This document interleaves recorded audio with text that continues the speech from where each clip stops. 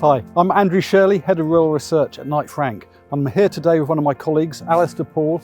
Alistair is a partner in our rural consultancy team, and he's an expert in landlord tenant relationships. And what we're going to be doing today is talking about some of the issues affecting those relationships and Alistair's views on how better and more productive partnerships can be created. So what's been your experience with the sort of landlord tenant relationship? Because when we've talked in the past, you sort of said that you've probably spent more time dealing with tenancies than other land agents of your age.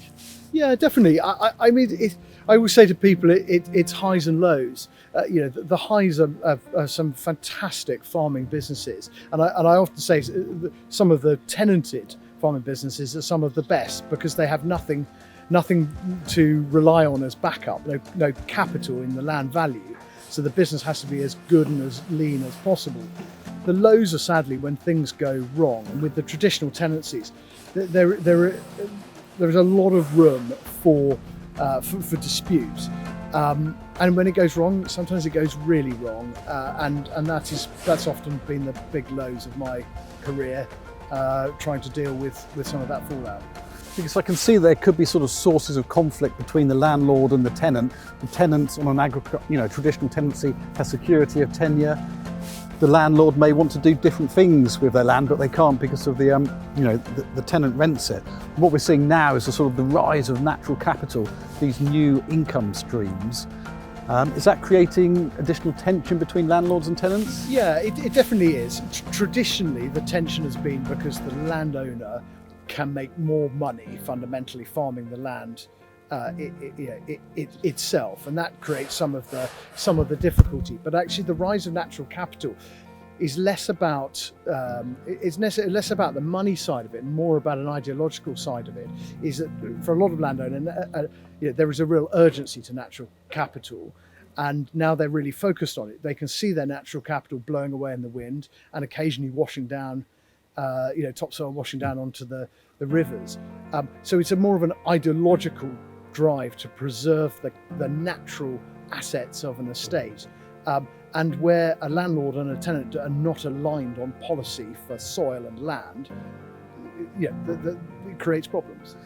I mean, there's been such an issue. The government actually commissioned a report to try and ensure that some of this natural capital, the benefits from it, is divided more equitably between tenants and landlords. And it was the ROC review, and we've just had the government's response to that. Can you sort of summarise some of the main findings of the ROC review and your thoughts about them?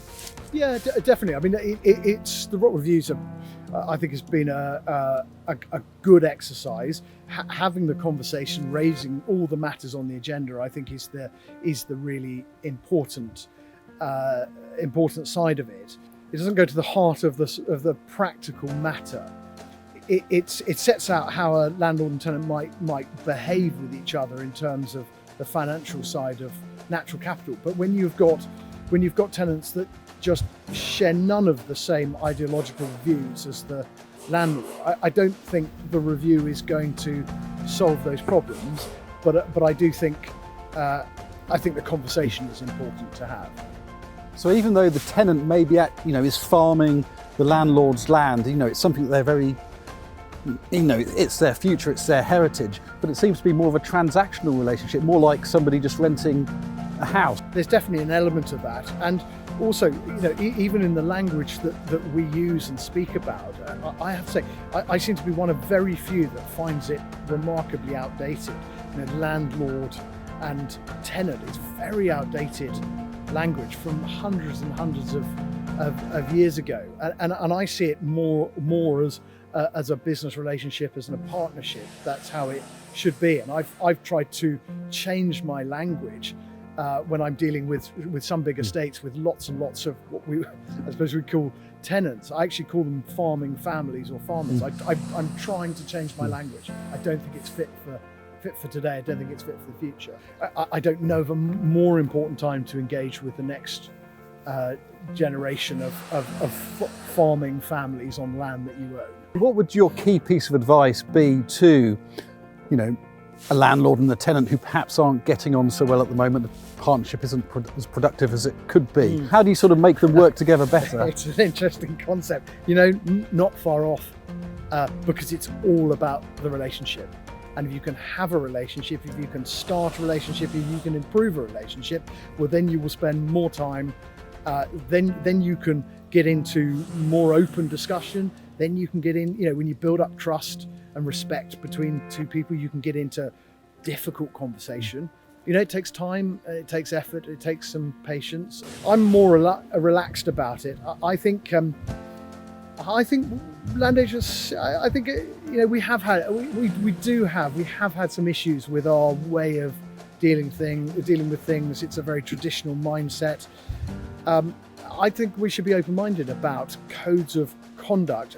Ultimately, they are a voluntary code, a voluntary scheme. We all sign up and we all adhere by it. To me, there's not so much to worry about. So I think, Alistair, you feel in a way that Traditional Agricultural Holdings Act tenancies aren't really fit for purpose at the current time. I mean, why is that, and what would you replace them with? I do. It's slightly with a heavy heart. I do. It concerns me that they aren't fit for purpose, and I don't think fiddling around with them is going to achieve what we want to achieve.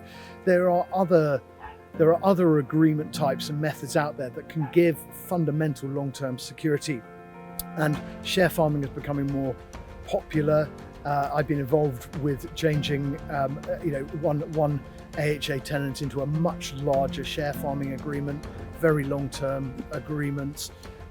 People are very familiar with contract farming agreements of 5, 6, 7 or 8 years as being promoted. So I wouldn't have an issue with that. But fundamentally, we still feel that there is a future for the landlord-tenant relationship. However, we sort of change the language. We're not advocating for landlords to take back all of their lands, farm it in hand. I think it is an absolutely vital part to play. Some of the best businesses, as I said, there are some fantastic forward-thinking farmers. We do not want them going anywhere. Very simple, go and talk to each other. Absolutely critical. Start the conversation, start it sooner rather than later. And you can help facilitate that conversation?